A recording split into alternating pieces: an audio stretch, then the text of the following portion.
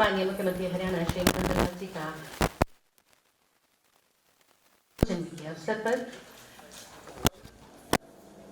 स्वागत चेयरमैन चंडीगढ़ संगीत नाटक अकेडमी श्री माधव जी, कृपया आप भी मंच में आए। स्वागत निदेशक हरियाणा साहित्य अकेडमी श्री चंद्रशेखर जी, आपका भी मंच पे बहुत बहुत स्वागत है।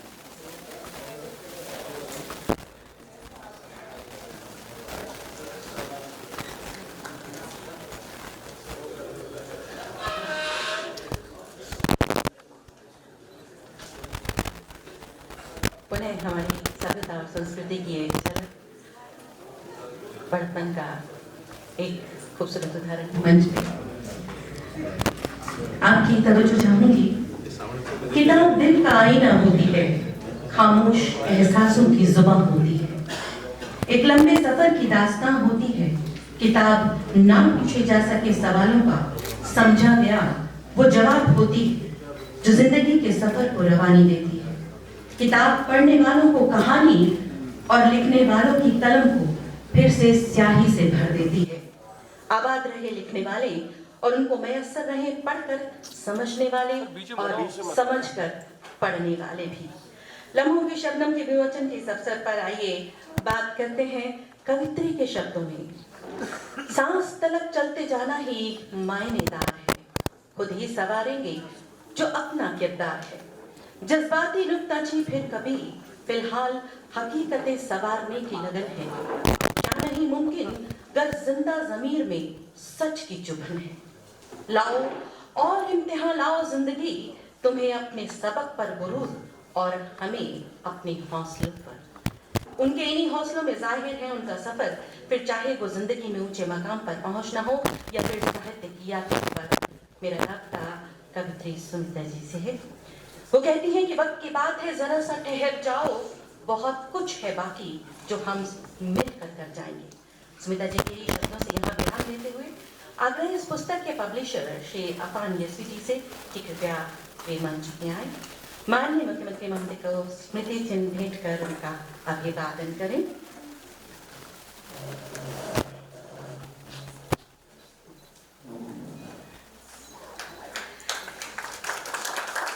मैं पुनः गुजारिश करती हूँ से कि वे निदेशक हरियाणा साहित्य अकेडमी श्री चंद्रशेखर जी का भी अभिवादन करें। पुनः उनसे गुजारिश अध्यक्ष चंडीगढ़ साहित्य अकेडमी श्री माधव कौशिक जी को भी सम्मानित करें। बहुत बहुत धन्यवाद सर। सुमित्रा जी की सोच, उनकी लेखनी लगातार सफर में है और इस सफर के जिस पड़ाव पर आज हम सभी साझा हुए हैं, उस पड़ाव पर खुशकिस्मती की विचारों की गहनता और शब्दों के मायनों की खूबसूरत सोच रखने वाले, कला संस्कृति के प्रति सम्मान व रुझान रखने वाले माननीय मुख्यमंत्री हरियाणा जो आज हमारे खास मेहमान भी हैं, उनसे मैं सादर आग्रह करती हूँ कि वे सुमित्रा जी की इस पुस्तक का विमोचन अपने शुभ हाथों से करें। मंच से आदरणीय श्री चंद्रशेखर जी एवं माधव कौशिक जी से भी मेरा आग्रह, साथ ही गुजारिश सुमित्रा जी के हमसफर हमराही उनके जीवन साथी श्री परमजीत सिंह जी से भी कृपया वे भी मंच पे आए। पब्लिशर श्री यशवी जी से भी मेरी गुजारिश कि वे भी मंच पे आए।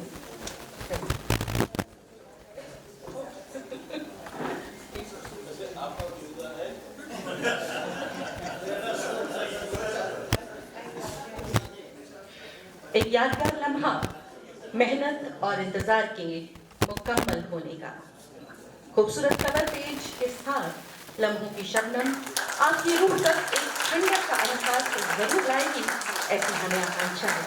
डॉक्टर सुमित्रा मिश्र जी को हार्दिक बधाई। बहुत बहुत धन्यवाद माननीय।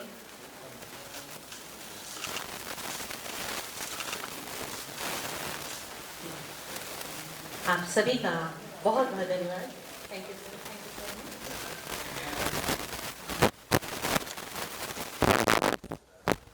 डॉक्टर सुमित्रा मिश्रा। सुमित्रा का शाब्दिक अर्थ है सुंदर, दोस्त, आत्मीय। अपने नाम को चरितार्थ करने वाली डॉक्टर सुमित्रा मिश्रा अपने नाम के अभिप्राय के रूप में शायद बहुत कम देखी गई हूँ, लेकिन उनके करीबी उनकी इन तीनों खूबियों से बहुत अच्छी तरह वाकिफ हैं। लेखन के लिए वे बचपन से प्रेरित रही। हिंदी अंग्रेजी दोनों भाषाओं में उनकी गहरी सोच और शब्दों के सुंदर चयन का सामर्थ्य उनकी अब तक आई 4 किताबों में देखा और महसूस किया जा चुका है। किताब से उनकी रूहानी बात है। वो कहती हैं कि तुम एक किताब हो जिसका हर पन्ना मुझे याद करना है, हर लफ्ज का नूर याद करना है, तुमसे वाबस्ता हर किस्सा दोहराना है। एक नज़्म जिसे शौकिया याद कर तन्हाई में खुद से गुनगुनाना है, फिर किसी नज़्म को सीने से लगाकर उस स्याही और हमें यूं ही किसी शाम बस भूल जाना। कहीं वो मोम है तो कहीं वो इतनी सख्त की आंधियों में भी डट जाने का हौसला रखती है। मेरे तिनकों के आशियाने में हिम्मत बढ़ा दी इस कदर कि अब जीने के लिए मुझे बेखौफ आंधियां चाहिए। नज़दीकियों को फासलों से और फासलों को नज़दीकियों से निभाने का हुनर भी रखती हैं। वो कहती है कि इश्क में दूरियां नागवार, मगर नज़दीकियों के उफान में भी थोड़ा फासला जरूर। बेकरारी की तेज लौ राख ही करेगी, आशिकी में आंच को धीमा रखना चाहिए। अब तो सीख लो चिलमन में मन के इरादों को निहार रखना।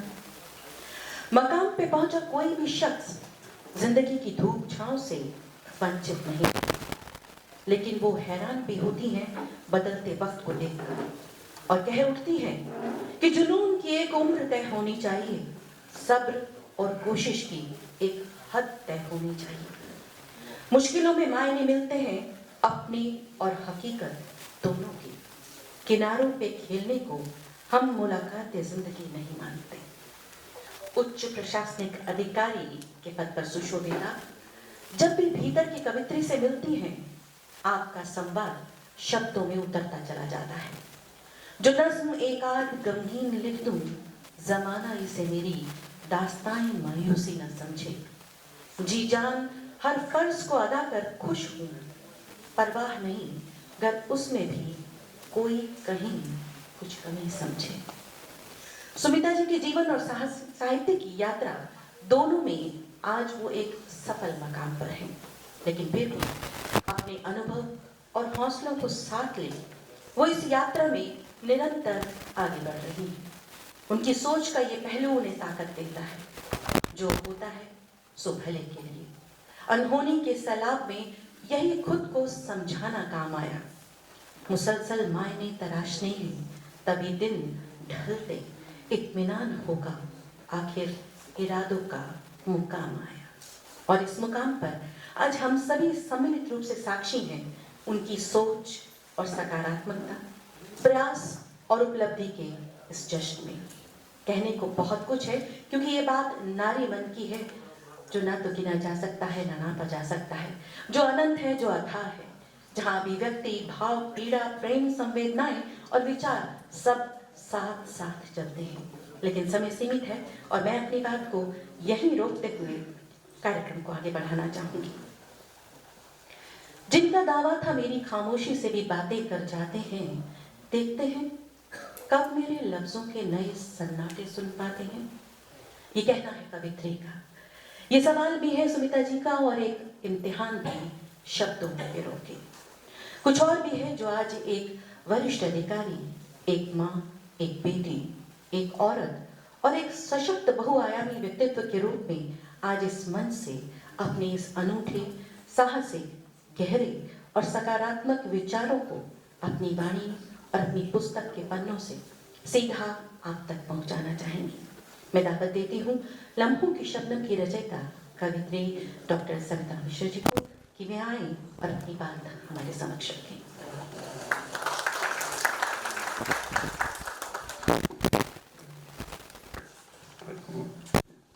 मुख्यमंत्री महोदय श्री मनोहर लाल जी, आदरणीय chief principal secretary to CM Shri Dhesi ji, मंच पे विराजमान डॉक्टर चंद्रशिखा जी, श्री माधव कौशिक जी, यहाँ पे उपस्थित मेरे कई वरिष्ठ अधिकारीगण, साथीगण, मेरे प्रिय मित्र कई जो हैं चंडीगढ़ लिटरेरी सोसाइटी के मेंबर्स हैं और प्रेस के बंधुगण हैं और अन्य विशिष्ट अतिथिगण हैं, आप सभी का मैं आज तहे दिल से स्वागत करती हूँ।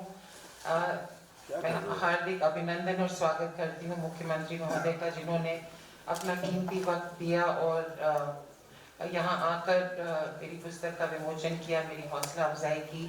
और मुझे बहुत ही प्रसन्नता है आज आप सबका यहाँ स्वागत करने में, अभिनंदन करने में। और जो मेरे बहुत ही इस जाने माने साहित्यकार हैं त्रिखा जी और माधव कौशिक जी, कि वो भी आज आए और मुझे उनका भी आज आशीर्वाद प्राप्त हो रहा है। ये वैसे पुनीता जी ने कुछ ज़्यादा ही तारीफ कर दी है। खैर, ये मेरी 5वीं किताब है और मैं सबसे पहले, क्योंकि आप लोग सबसे प्रशासनिक तौर पे या सामाजिक तौर पे मिलना होता है, तो मैं सबसे पहले तो सीएम साहब को अनुमति चाहूँगी। ये अदबी महफिल है, तो आज मैं भी ये अनुमति चाहूँगी कि एक स्वच्छंद रूप से अपने मन के भावनाओं की और ख्यालों की बात करूँ और उसको आप सबके सामने शेयर करूँ एक तरह से। जी सर, यस सर, एग्जैक्टली इसीलिए अनुमति चाह रहे थे। ये मेरी 5वीं किताब है और ये पहली बार है कि मंच पे मेरे साथ मेरी माँ नहीं है, और उस कमी को शायद अपने को आश्वस्त करने के लिए आज इनफैक्ट जो मैं साड़ी भी पहनी हूँ ये भी उन्हीं की है। सो एक तरह से एक भावनात्मक जुड़ाव बनाए रखने की कोशिश है। और साथ ही आप लोग सबको देखकर, यहाँ जो मेरे फ्रेंड्स हैं, वेल विशर्स हैं, परिवार के लोग हैं, और आप लोग सबका स्नेह पाकर, मेरी सोशल मीडिया फैमिली का स्नेह पाकर मुझे ये विश्वास तो है कि मेरे माता पिता का पूर्ण आशीर्वाद मेरे साथ है। हर किताब की अपनी एक कहानी होती है और लम्हों की शबनम की दास्तां कुछ मुश्किलात वाली रही। हुआ यूं कि मसरूफियत बढ़ती गई, मोहब्बत मुलतवी हुई, खाना दिल का इस तरह अंजाम आया। तो वाकई में लगा कि मोहब्बत ही नहीं, कल्पना और शायर के कलम भी मुलतवी हो गया। पर बयान ज़ीस्त भी मजबूरी है, शायद जहन पे जिंदा रहने के लिए ज़रूरी है। तो देर रात में या कार में या टूर पे कहीं आते जाते अपने फ़ोन पे जब भी कुछ मैं लिख पाई वो लिखा। और ज़िंदगी में तरह तरह के एहसासात, कभी कोई चीज़ हमें छू जाती है, कभी चुभ जाती है, कभी चुनौती बन के सामने खड़ी होती है, कभी झकझोर देती है। ये सारे पल जिंदगी में ओस की तरह बिखरे हैं। तो मेरी कोशिश यही रहती थी कि जब मुझे मौका मिले मैं इनको सजो लूँ, पिरो लूँ, कहीं समेट लूँ और अपने अल्फाजों में खुद के लिए उनके मायने ढूंढूं, खुद के लिए उनके मायने समझूं, एक बेहतर जीने के लिए एक नया उल्लास अपने अंदर सृजित करने के लिए। क्योंकि सभी के जीवन में चुनौती और कठिनाइयाँ होती है, पर मैं समझती हूँ प्रशासनिक जीवन में हम रोज ऐसी चुनौतियाँ देखते हैं, कई बार अन्याय भी देखते हैं जो आपकी आत्मा को हिला देती हैं। और उस संवेदनशीलता को एक सकारात्मक रूप देने का प्रयास रहा मेरा अपने लिए इन कविताओं के माध्यम से। पर माँ सरस्वती की कृपा है, थोड़ा वक्त लगा। मेरी पिछली किताब 2017 में प्रकाशित हुई थी, तो लग गए 5 साल। पर माँ सरस्वती की कृपा है कि ये किताब मैं आज आपके सामने पेश कर पा रही हूँ। और थोड़ा सा क्रेडिट मैं इसका अपने पब्लिशर को भी दूंगी, उनकी पेशेंस और परसिस्टेंस के लिए, क्योंकि अक्सर मैं हफ्तों तक उनकी ईमेल का भी जवाब नहीं दे पाती थी। पर खैर बुक आज मुख्यमंत्री जी के कर कमलों से विमोचन हुआ है, तो मुझे आशा है कि इस किताब का भविष्य उज्जवल ही रहेगा। इस लम्हों की शबनम में 75 रचनाएं हैं और ये अंक मैंने इसलिए चुना कि भारत की आज़ादी के 75वें अमृतोत्सव में ये भारत के लिए मेरे नमन के रूप में मैंने 75 कविताएं रखी हैं। और एक कविता है इस कलेक्शन में जिसका नाम है एक दुआ। तो अपने देश और अपने लोगों और अपनी जो हमारी एक अनुपम संस्कृति और इतिहास है उसके लिए बस मैं ये चंद लाइनें अर्ज करना चाहूँगी। अजीब लोग हैं हम, अजीब लोग हैं हम, बार बार उठने की आदत। अजीब लोग हैं हम, बार बार उठने की आदत। मुस्तकबिल में भी हमारी यही बुनियाद है। जिंदा दिली हमारी फितरत है, जिंदा दिली हमारी फितरत है। देखो ना कैसी कैसी मुश्किलों में मिलजुल कर आबाद रहे। और जो दुआ है, इस चमन में गरीब मजलूम को मिले हिस्सा, इस चमन में गरीब मजलूम को मिले हिस्सा। नए रंग में ये सारा गुलिस्तां आबाद रहे। मुझे मेरी विनम्र आशा है कि आप लोग इस किताब को पसंद करें और आपका जो भी फीडबैक हो, चाहे नेगेटिव भी हो, मुझे ज़रूर बताइएगा, मुझे इंतज़ार रहेगा। और आज क्योंकि मौका भी है, दस्तूर दुनिया भी है, तो मैं विशेष धन्यवाद करना चाहूँगी अपने पति श्री परमजीत सिंह का, उनकी सपोर्ट एंड अंडरस्टैंडिंग के लिए एज ऑलवेज। और सीएम साहब पूछ रहे थे कि इसमें आपका कोई योगदान है तो इस किताब में, तो मुझे लगता है कि पार्टनर का योगदान कभी प्रेरणा के रूप में हो सकता है, लड़ाई की प्रेरणा ही हो पर कभी प्रेरणा के रूप में और कभी एक तरह से मॉरल सपोर्ट के रूप में। जब आपको डाउट होता है कि क्या लिखना है, वो जस्ट सेम कि लिखते रहो, लगे रहो। सो उसके लिए एंड ऑल्सो धन्यवाद मेरी प्यारी बेटियां जो आज काम की वजह से यहाँ नहीं हो पाई, आरुषि एंड गुरमेहर, उनको भी।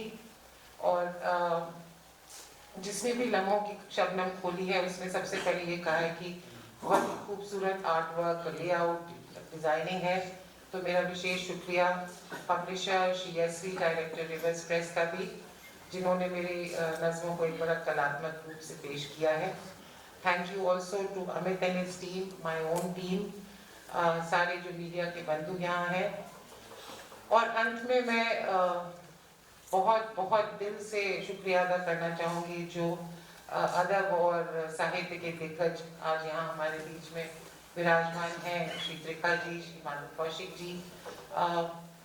मैं बेताबी से इंतज़ार कर रही हूँ उनको सुनने के लिए, और मुझे विश्वास है कि मुझ जैसे नौसिखियों को बहुत कुछ सीखने को मिलेगा उनसे। बस मैं ये उम्मीद कर रही हूँ कि वो ज़्यादा क्रिटिसाइज ना करें पब्लिक मंच में,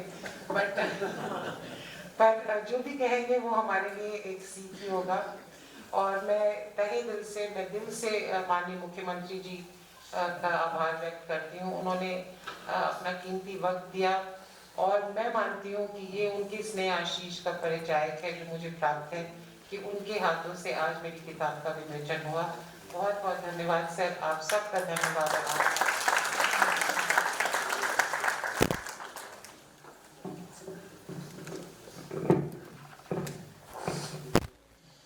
आपको धन्यवाद नहीं मैम, आपको फिर से एक बार मुबारकबाद देना चाहूँगी। Thank you ma'am, thank you so much. एक पंक्ति में आप कहेंगे कि जो लोग बांटना जानते हैं उन्हीं के पास कुछ इकट्ठा होता है, चाहे वो दुआ हो, प्रेम हो या सम्मान। इतने लोग आपके यहाँ हाजिर हैं, इसी बात को चरितार्थ करते हैं। बहुत बहुत शुभकामनाएं पुनः आपको। इस जोन में साहित्य जगत के दो मजबूत आधार स्तंभ साहित्य सृजन में डॉक्टर सुमित्रा मिश्रा जी के प्रयासों के साक्षी रहे दो दिग्गज, जैसा कि मैम ने भी कहा, शब्दों के जादूगर, ज्ञान के भंडार, विनम्र सम्माननीय गुरुजन यहाँ मंच पर उपस्थित हैं। आपके विषय में कुछ भी कहना सूरज को दीप दिखाने जैसा है। आपका नाम ही आपका परिचय है। ज्यादा कुछ न कहते हुए आग्रह आदरणीय श्री माधव कौशिक जी से, अध्यक्ष चंडीगढ़ साहित्य अकादमी, कि वे सुमित्रा जी के लेखन पर अपने विचार रखें एवं उनकी शुभकामनाएं दें।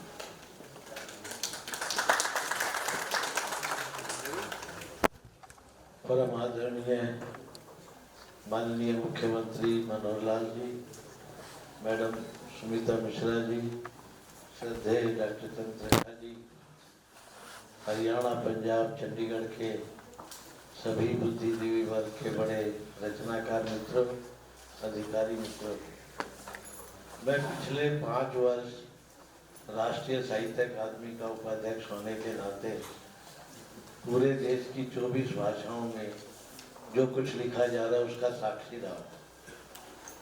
महिला रचनाकारों के अलग से सम्मेलन होते हैं, तो जब ये किताब मेरे सामने आई, मैंने किताब पढ़ी तो थोड़ा सा मैं विचलित भी हुआ।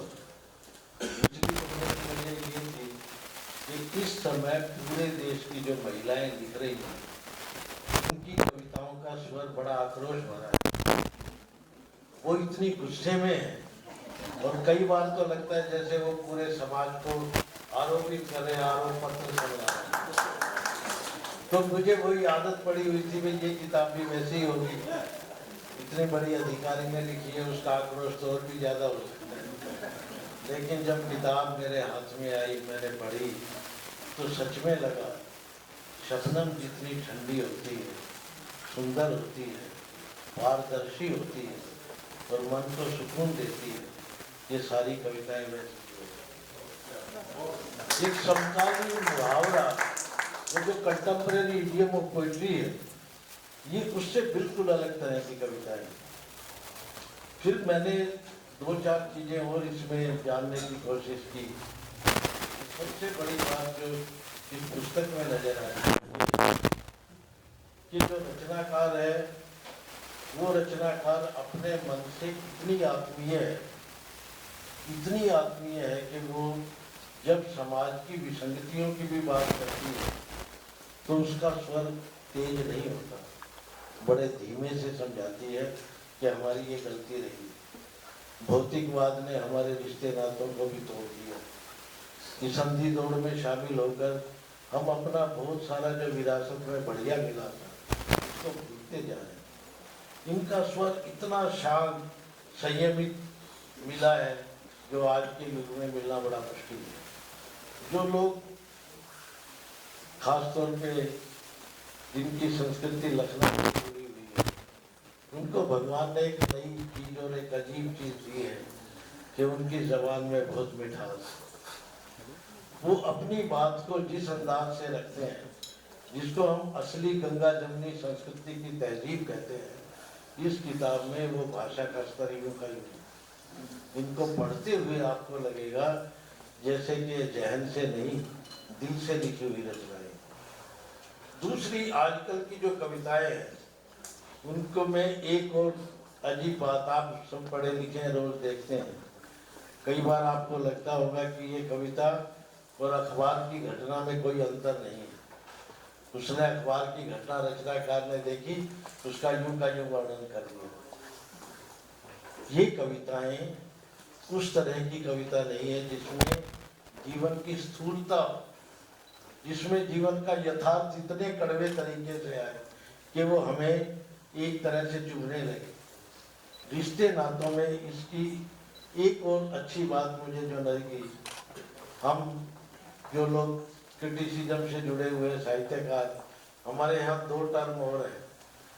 एक टर्म हम कहते हैं कि रचनाकार में इतिहास बोध है या नहीं, वो अपनी विरासत को अपने संस्कार और अपने आज के समाज के साथ जोड़ सकता है या नहीं। अगर किसी रचनाकार में इतिहास बोध नहीं है तो उसकी कविता 10 कदम जाने के बाद समाप्त हो जाती है। इस किताब की पहली कविता आप पढ़ेंगे, वो नारी विमर्श की कविता है। मीरा को ये हुआ, मीरा को ये मिला, द्रौपदी को ये मिला, सावित्री को ये मिला, अहिल्या को मिला, और जगत जननी जो है उसको क्या मिला, ये प्रश्न वो छोड़ देती। बड़ा रचनाकार कभी आपको उत्तर नहीं देता, कभी आपकी समस्याओं को सुलझाने के सीधे सीधे समाधान नहीं देता, वो आपको सोचने पे विवश करता है। तो इन कविताओं की जो प्रश्नाकुलता है वो आपको ये बार बार ये याद दिलाती है। इस किताब की एक और खास बात जो मुझे लगी, जैसे इन्होंने अपनी माँ को याद किया, इस किताब की बहुत सारी कविताएं उन रिश्ते नातों में जो माँ को तो ये याद करते, अपने शहर की भी ये कल्पना उसी अंदाज से करती है कि ये जो मेरा शहर है ये माँ की तरह चलता है, जहाँ हम बड़े हुए वो माँ की तरह साथ चलता है, उसकी याद का परिंदा आसपास ही उड़ता है। जब आदमी अपने शहर को अपनी आत्मीयता के साथ इतना जोड़ ले, ये एक तरह से आत्मविस्तार है, एक्सपेंशन ऑफ सेल्फ। जहां एक्सपेंशन ऑफ सेल्फ होता है वो कविता सामान्य कविता से ऊपर हो जाती है। इसमें एक दो पंक्तियों की एक और कविता है, मैं माँ हूं मेरे में मोह और ममता है, तुम समय हो और तुम्हारे पास इन दोनों का भाव है। दो पंक्तियों में उसने पूरे समय के चरित्र को, पूरे समय की एक तरह की निरंकुशता को उसने लौटाया और एक को समाप्त कर दिया। कुछ दिन पहले मैं चेन्नई में साहित्यिक सम्मेलन में लंबा चौड़ा भाषण दे के उतरा नीचे कि कविता क्या होती है, कविता बढ़िया क्या होती है। चेन्नई के एक बुजुर्ग लेखक शिल्पी बाल सुब्रमण्यम नाम है उनका, मेरे पास आए, मेरे कंधे पे हाथ रख के कहते हैं, जेंटलमैन आपने इतना लंबा भाषण क्यों दिया? कविता की 3 पहचान होती है। अच्छी कविता क्या होती है? I want to tell you, best poetry is simple, sensuous and pleasant. उसने 3 पैरामीटर बताए और चला गया। मुझे लगता है कि सिंपल, सेंसुअस और प्लेजर गिविंग, इस पैरामीटर के हिसाब से ये कविताएं सबसे शानदार है। उनकी ये बात सुनने के बाद मुझे एक किताब मिली थी, तब मुझे शिल्पी याद है। दूसरी एक बात और जो विशेष तौर पे मुझे जो पसंद आई है, इस किताब का जो टाइटल है लम्हों की शबनम। आपने लम्हों का दरिया बहुत देखा होगा। हमारे शायर कहते हैं कि जो समय है ये एक दरिया की तरह बहता है। पहली बार किसी कवित्री ने लम्हों को शबनम के रूप में इस्तेमाल किया है। और शबनम जब गिरती है बहुत नाजुक होती है। और एक खास बात और होती है शबनम में, जब शबनम के ऊपर सूरज की रोशनी पड़ती है तो वो इंद्रधनुष के रंगों को, तो इन कविताओं में आपको जीवन के तमाम रंग मिलेंगे। वो रंग जो घर परिवार से चले हैं, समाज तक आए हैं और समाज से हमारी आत्मा में पहुँचे हैं। इन कविताओं में सच में भारतीय समाज का जो आत्मीय स्वरूप है, जो हृदयग्राही है। एक इसमें अंतिम बात कह के मैं स्थान लेता हूँ। मुझे लगता है समय हमें ज़्यादा बोलने की भी आदत होती है। एक अंतिम बात जरूर मैं कहूँगा, इनकी कुछ कविताओं में बिंब धर्मिता इतनी ज़्यादा, इमेजरी इतनी ज़्यादा है, आपको लगेगा कि एक सीरीज आप कविता पढ़ते हुए कविता देख रहे हैं। अगर कविता में पिक्टोरियल क्वालिटी है तो कविता को बड़ा बनाती है। इन्हीं शब्दों के साथ मैं सुमिता जी को हार्दिक बधाई देता हूँ, करम जी को भी हार्दिक बधाई देता हूँ।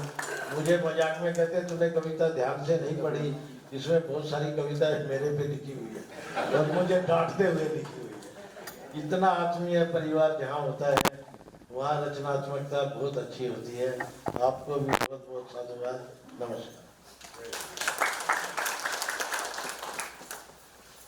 बहुत बहुत शुक्रिया सर।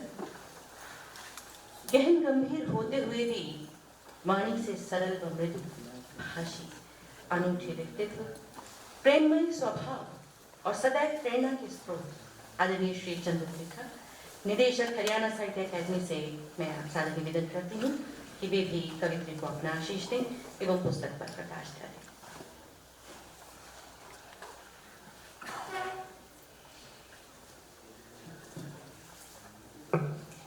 परम श्रद्धेय अध्यक्ष महोदय, मैं अध्यक्ष महोदय इसलिए संबोधन कर रहा हूँ क्योंकि मेरी अकादमी के अध्यक्ष हैं और आप सब लोगों के लिए है, मेरे लिए वो अध्यक्ष हैं और बहुत सारे प्रिय मित्रजन यहाँ बैठे हैं, मौजूद हैं, सबका अभिनंदन।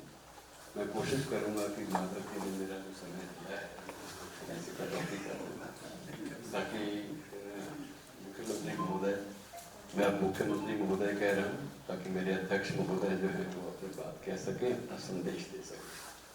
बहरहाल मुझे कुछ एक बातें जरूर कहनी है, और सबसे बड़ी बात यह है कि तो ज़माना एलन मस्क का है, जुकरबर्ग का है, और उनके नए नए सरोकारों वाले जो प्रयोग हैं, सबसे बड़ी बात यह है कि उन प्रयोगों के बावजूद कहीं भी संवेदनशीलता पर कोई खरोंच नहीं आ पाए। ये एक बहुत बड़ी उपलब्धि होती है। अब भी कविता की बात हो रही है और इस बातचीत में शिरकत है, उसमें शिरकत के राजनीतिज्ञ भी हैं, प्रशासनिक सेवाओं के प्रमुख हस्ताक्षर भी हैं, और कलम और कंप्यूटर की दुनिया के दिग्गज भी यहाँ मौजूद हैं, प्रबुद्ध चिंतक भी यहाँ बहुत सारे हैं। और हम जिस विरोधाभासों और विसंगतियों के माहौल में जी रहे हैं, उसमें स्थिति ये आ गई है कि हम जो बोलते हैं वह लिखते नहीं, और जो लिखते हैं या सोचते हैं वह बोल नहीं पाते। तो ये जो विसंगतियां हैं, ये विरोधाभास हैं, इन्होंने हमारी जिंदगी को जहाँ एक और कभी कभी हताश होने पे भी विवश किया है, वहाँ दूसरी ओर ऊर्जा की है, एनर्जी भी की है। हमें लगा है कि हमें और ज्यादा जूझने की कुव्वत, उसकी सख्त जरूरत है, और हम लोग जूझेंगे, सब मिलकर जूझेंगे। और इस पुस्तक के बारे में मैं एक बात कहना चाहूँगा, ज्यादा नहीं बोलूँगा क्योंकि माधव भाई के बाद कुछ बोलना मुश्किल हो जाता है। वो सब कुछ समेट लेते हैं बड़ी कुशलता से, शब्दों के बहुत बड़े कारीगर हैं, और उसके बाद कुछ संभावनाएं रह नहीं जाती। लेकिन बहरहाल इस संकलन की बहुत सारी कविताओं ने मुझ पर भी गहरा असर डाला है, और मैं महसूस करता हूँ कि कई बार ऐसी स्थिति होती है कवयित्री के लिए या किसी भी क्रिएटर के लिए कि वह न शब्दों की कोई सीमा रहती है, न बंधन रहता है, न भाषा। ये भाषा और शब्दों का, दोनों का बंधन ये पार कर चुकी हैं। ये इस बात की बड़ी तस्कीन होती है, बड़ी खुशी होती है। और सबसे बड़ी बात ये भी है कि उनकी कुछ एक कविताएं ऐसी हैं जिनको बहुत खूबसूरती से कोट किया जाता है, लेकिन इन्होंने भी कंजूसी की, और माधव भाई ने भी कोट करने में कंजूसी की, और मैं भी चाहूँगा कि वो कंजूसी की परंपरा वो चलती रहे, क्योंकि माननीय मुख्यमंत्री ने बहुत सारे नोट्स ले लिए हैं कविताओं में से, और आज हम उनके माध्यम से कुछ कविताएं भी सुनेंगे। फिर भी मैं एक आध कविता का पाठ करना अपना धर्म समझता हूँ, मेरे लिए ये आवश्यक भी है। किसी तय तारीख पर तुम पर प्यार आए, ये हमसे ना हो पाए। ये एक तेवर है, बात को कहने का एक अंदाज है, और कितना खूबसूरत अंदाज, आप इसका अनुमान लगाइए। मैं इसका अर्थ नहीं बताऊंगा, ना जरूरत है। किसी तय तारीख पर तुम पर प्यार हुआ है, हमसे ये ना हो पाएगा। ठीक वैसे ही जैसे कैलेंडर में तिथि कोई भी बारिश का, प्यार का झोंका सावन तक रुक ना पाए। तारीखों के माया जाल में या शब्द जाल में कोई भी संवेदनाएं अभिव्यक्त नहीं रह जाती, वो अभिव्यक्त सहज रूप में हो जाती है। फिर इनका तो काव्य जो संरचना का जो एक रूप है, वो भी एक ऐसा है कि वो अपने आप में सब कुछ सहज भाव से कहने में समर्थ है। वो कहीं भी किसी भी पृष्ठ पर, किसी कविता में कभी शब्दों की मोहताज नजर नहीं आती। ये सबसे बड़ी बात होती है कि आदमी को अपनी बात कहने के लिए, अभिव्यक्त करने के लिए स्वयं से संवाद करना काफी लगे। और स्वयं से संवाद का सिलसिला मैं एक छोटी सी नज़्म के माध्यम से याद करना चाहूँगा कि है शिकायत ये मुझे अरबाब टेलीफोन से। अब तो वो ज़माना गया, पहले टेलीफोन की शिकायतें भी अलग ढंग से होती थी। कि है शिकायत ये मुझे अरबाब टेलीफोन से, क्यों फलां नंबर मुझे मिलता नहीं, क्यों कोई पत्ता उधर खिलता नहीं, क्यों मेरे दिल का कमल खिलता नहीं। और उस तरफ से फिर ये आता है जवाब, ये तो नंबर आप ही का है जनाब। नंबर आप ही का है जनाब। दूसरों से बात बेशक कीजिए, खुद से मिलने की ना कोशिश कीजिए। आज की मसरूफ दुनिया में कहाँ मुमकिन है ये आदमी खुद से मुखातिब हो सके। आपके पिताजी खुद से भी आप इन कविताओं के माध्यम से निर्वाचित हुई हैं और ये बहुत बड़ी सामर्थ्य है जिसके लिए मैं आपको हृदय से बधाई देता हूँ। धन्यवाद।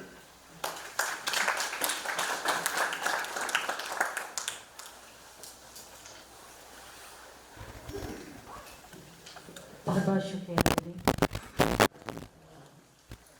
आज के इस आयोजन पे सौभाग्य कि माननीय मुख्यमंत्री हरियाणा श्री मनोहर लाल जी यहाँ पधारे हैं। उन्हें आपकी उपस्थिति के लिए आभार सर, लेकिन साथ ही ये आग्रह भी कि अब समय है कि कवि को आप भी अपना शुभाशीष दें।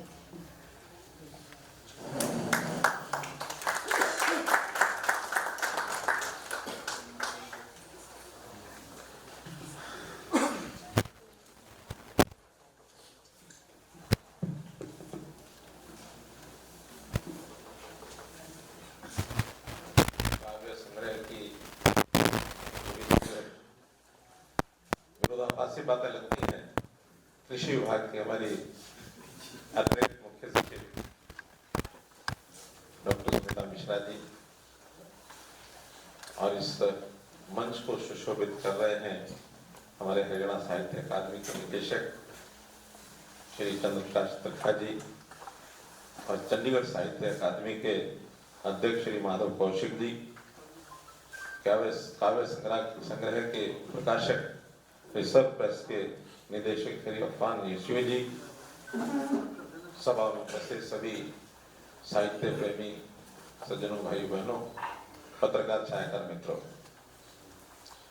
आज के इस कार्यक्रम में आने से पहले मुझे पुस्तक दिखाने के लिए दी गई थी हमारी मिश्रा जी, मैंने मिश्रा जी, तो उसको मैंने थोड़ा देखा क्योंकि मैंने कहा कि जिसका विमोचन करना मुझे पहले थोड़ा सा देख लेने दो।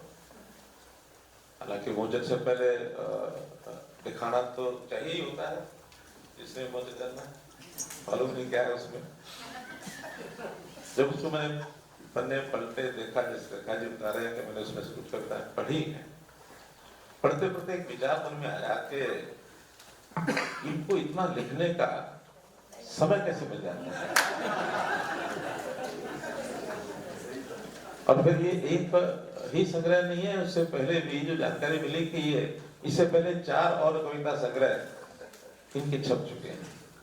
2 इंग्लिश में है, 2 हिंदी में है, और ये 5वां हिंदी में है, तो क्रम से शायद 6वां फिर इंग्लिश में आएगा। तो जब ये प्रश्न हुआ कि समय कैसे मिलता है, तो फिर मुझे लगता है कि या तो जितना हम काम देते हैं वो बहुत कम है,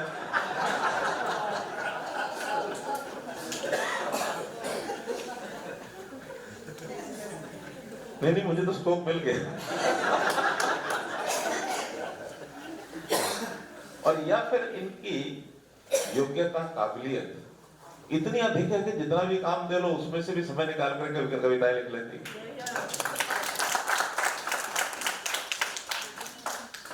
तो ये एक दुर्लभ गुण है इनमें, जो इनकी पहले अंग्रेजी की कविता छपी है, a life of the light, फिर हिंदी की है जरा सी धूप, फिर वक्त के उजाले में, और चौथी फिर अंग्रेजी में है फैक्ट्रियों पर एक कलेक्शन ऑफ पोएम्स।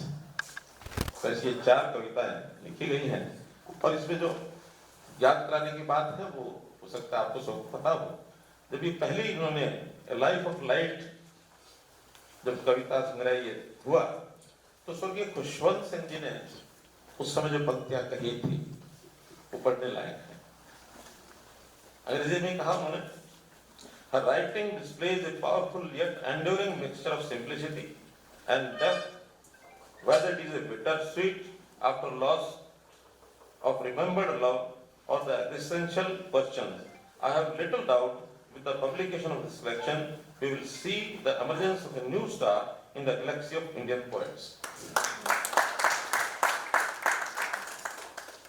तो बहुत अच्छा एक इनके बारे में वर्णन किया गया।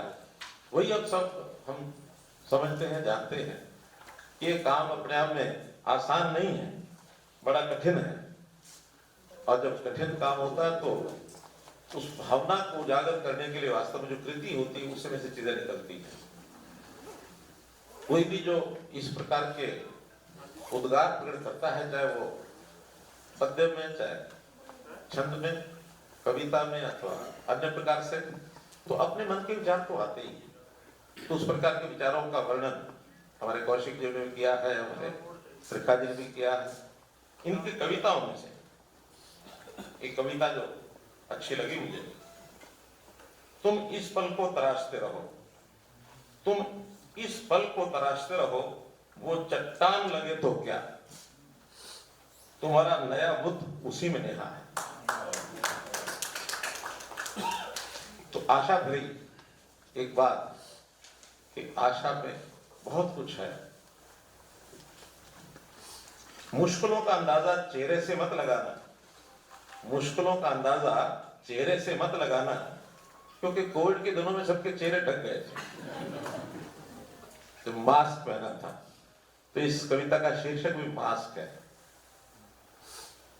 मुश्किलों का अंदाजा चेहरे से मत लगाना, तुमने अब पहना है, हम तो बरसों से मुखौटों के माहिर हैं। इसलिए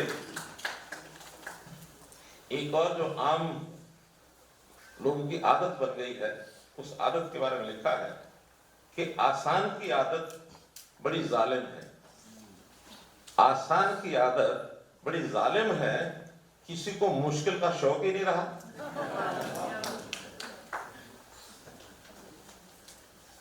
अगली कविता, हर एक ख्वाब की म्यार, वो कहते हैं ख्वाब आते हैं, सबको आते हैं, लेकिन हर एक ख्वाब की म्यार ये तय होनी चाहिए। हर एक ख्वाब की म्यार तय होनी चाहिए, चाहे पूरा हो या अधूरा हो, बेम्यार नहीं रखना चाहिए। ख्वाब है कभी तो उसको ये तो पूरा हो, नहीं तो छूट जाए। आगे एक जुनून की एक उम्र होनी चाहिए, उसकी फिराक में या पाने में, वो भी उम्र तय होनी चाहिए। उसकी फिराक में या पाने में, जीने में या गवाने में, सब्र और कोशिश की एक हद तय होनी चाहिए। सब्र की और कोशिश की एक हद तय होनी चाहिए। तो कविताओं का संग्रह अपने आप में बहुत कुछ बोल जाता है। व्यक्ति का जो हौसला है उसके बारे में भी बहुत सी कविता ऐसे लिखी गई है कि कितना हौसला उसमें हो सकता है, कितनी ऊंची उड़ान भर सकता है। एक कवि ने लिखा, मनुष्य तो बड़ा महान है, मनुष्य तो बड़ा महान है, तू जो चाहे पर्वत पहाड़ों को फोड़ दे, तू जो चाहे पर्वत पहाड़ों को फोड़ दे, तू जो चाहे नदियों के मुख को भी मोड़ दे, तू जो चाहे माटी से अमृत निचोड़ दे, तू जो चाहे धरती को अंबर से जोड़ ले। ये मनुष्य की महानता के बारे में कहा गया कि मनुष्य अपनी ताकत इसको पहचाने। जैसा कहते हैं कि भगवान राम जब श्रीलंका जा रहे थे सीता माता की खोज में, तो बीच में समुद्र आ गया, और समुद्र नहीं, उससे पहले की घटना है जब हनुमान जी को कहा गया कि पता लगा के आओ सीता माता का। तो वो जब जा रहे थे समुद्र आया, लंका जाना था, श्रीलंका जाने के लिए समुद्र को पार करना था। वो थोड़ा घबरा गया, इतना बड़ा समुद्र। तो कहते हैं उस समय उसकी घबराहट को देख करके ऋषि जामवंत आए, और ऋषि जामवंत ने उनको याद कराया तुम कितने महान हो। उस मानता के आधार के ऊपर जिन्होंने याद आया तो एक छलांग में वो समुद्र को पार करके श्रीलंका पहुंच गया। मनुष्य की महानता के बारे में एक कविता लिखी। उसी में बैठे बैठे कुछ लफ्ज ध्यान में आए कि शब्दों में यदि जान हो, कविता के शब्दों में यदि जान हो, तो सोए को जगा दे, जगे को बैठा दे, बैठे को उठा दे, उठे को चला दे, चलते को दौड़ा दे और दौड़ते को उड़ा दे।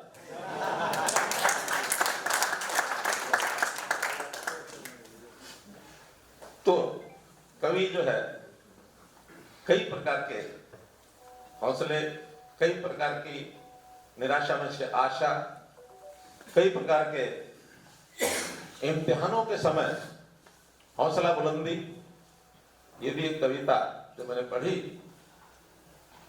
उन्होंने कहा कि लो और इम्तिहान लो, इम्तिहान कैसे होता? लो और इम्तिहान लो।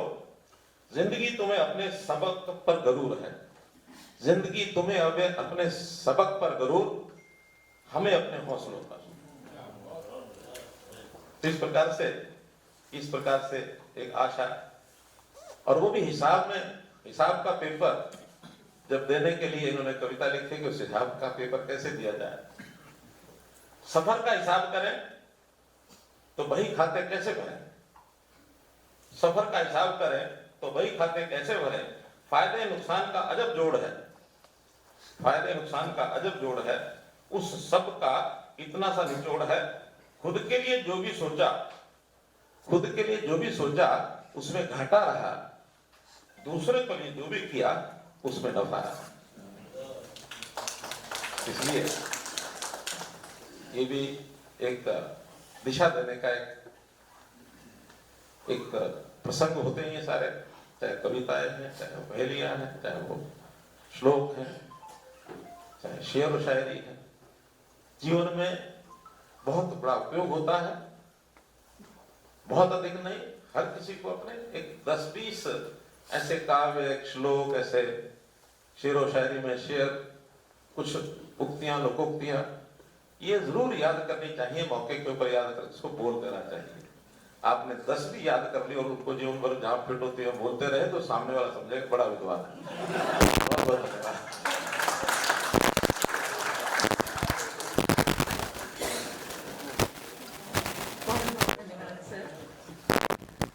पुस्तक के बारे में आपके विचार और कविताओं के चयन के माध्यम से आपकी गहरी सोच और कला व हर विधा के साथ भारतीय संस्कृति के प्रति आपका ज्ञान और निष्ठा दिखाई देती है। आपका आना सदैव आयोजन के लिए मंगलकारी सिद्ध होता है। आज भी आपका शुभाशीष सुमिता जी के साथ साथ हम सभी को प्रेरित करता है। उन्हें आपका आभार मानने। कवि कहता है कुछ मन की, कवि कहता है कुछ मन की, कुछ वो जो नहीं कहता कोई भी, लेकिन कहना चाहता है। कवि की कलम शब्द ढूंढ लाती है, कवि की जुबान जज्बा दिखाती है, और फिर कवि के मन की सबके मन की हो जाती है। उसकी कही सबकी अनकही को एक शक्ल दे जाती है, और तब कवि की कविता प्राण पाती है, मुस्कुराती है, खिलखिलाती है और गुनगुनाती है।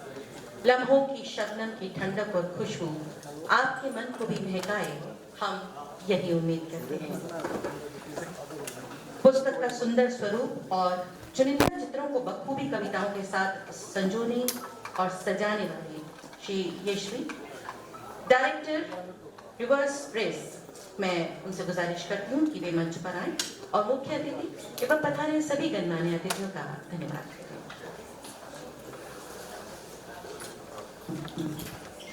माननीय मुख्यमंत्री हरियाणा श्री मनोहर लाल जी, मंच पे बैठे हुए अदब और साहित्य के सितारे doctor Chandralekha ji, Shri Madhav Kaushik ji, best selling author doctor Sumita Mishra, बाकी दीगर आदमी, बहुत दिलकश और खूबसूरत किताब लम्हों की शब्द में महकता हुआ और रोशन, जिसे आप सबका बहुत प्यार देना शुक्रिया।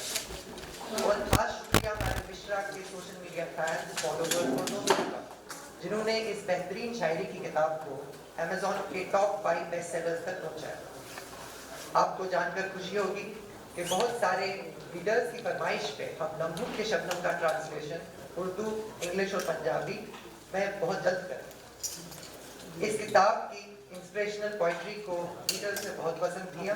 लम्हों की शबनम हमारे काउंटर्स पर अवेलेबल है और आप सबसे गुजारिश है कि आप अपनी कॉपी जरूर लें। एक बार फिर आप सबका बहुत बहुत शुक्रिया, धन्यवाद। Thank you for being with us all.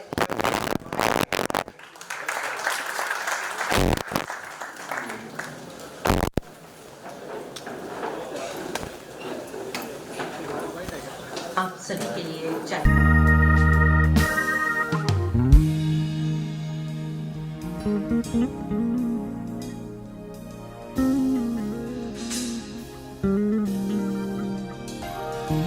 Mm-hmm.